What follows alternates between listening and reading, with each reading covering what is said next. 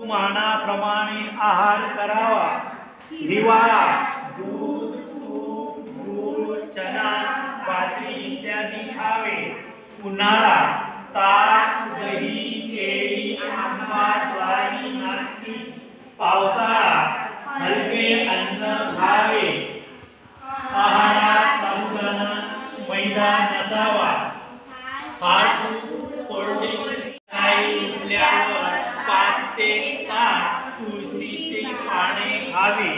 नंतर 1 ग्लास पाणी प्यावे। आपल्याला ठरवून दिलेल्या नित्य सेवा प्रामाणिकपणे करावी। बस 5च।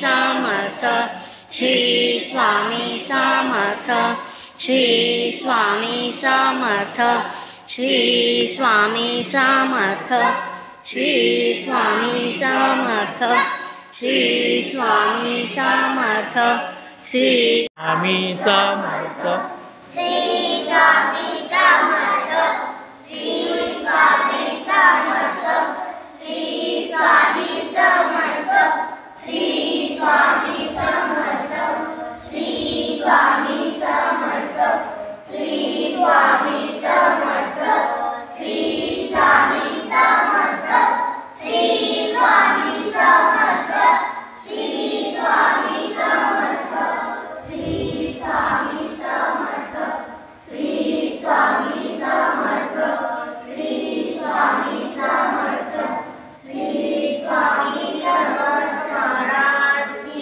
जय। मग माझा जर उजवा हा आहे तर तुमचा कुठला राहील? मग तो या बाजूला ठेवायचा आहे। जातोय का? करा, प्रयत्न करा। असा असा पाय ठेवायचा आहे फक्त, आणि इथं असा हात ठेवायचा आहे। या अंगठ्याला धरायचंय आणि हा हात असा ठेवायचा आहे। मग येईल ना 2-3 मिनिटं थांबायचं फक्त। कुठं त्रास होतोय? नाही ना, कुठंच नाही। तर आपली जे इकडची पाठ आहे ना, हे बरगडी म्हणतो आपण। बघा, बोधकथेचं नाव आहे गर्वाचे घर खाली। भीम हा सर्वात बलशाली पांडव होता। त्याला आपल्या बाहुबलाचा गर्व होता। एकदा तो खांद्यावर गदा टाकून एकटीच जाताना त्याला वाटेत एक म्हातारा वानर दिसला।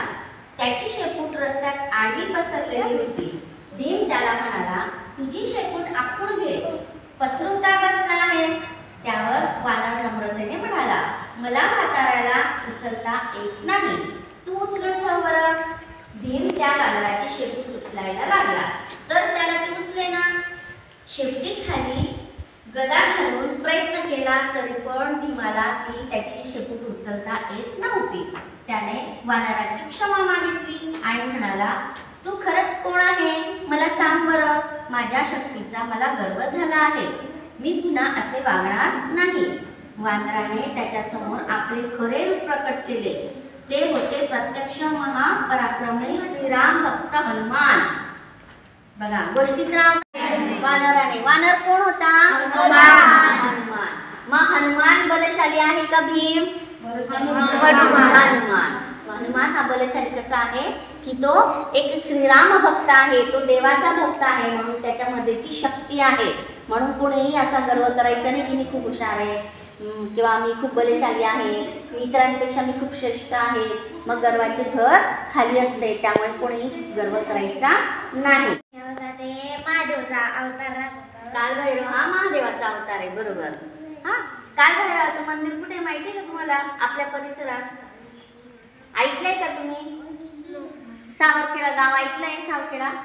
सावखेड्याला यात्रेला जातात बघा। पाचोऱ्याच्या पुढे एक गाव आहे सावखेडा, तिथे कालभैरवाचं मंदिर आहे। कोण गेलेलं आहे?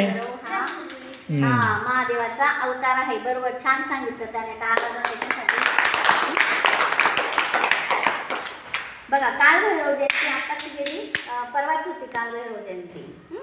कालभैरव हे भगवान शंकराचे रुद्रावतार आहेत आणि श्री स्वामी समर्थ महाराजांचे ते सचिव होते, म्हणजे त्यांच्या खाली ते कामाला होते किंवा त्यांचं ते आचरण करत होते।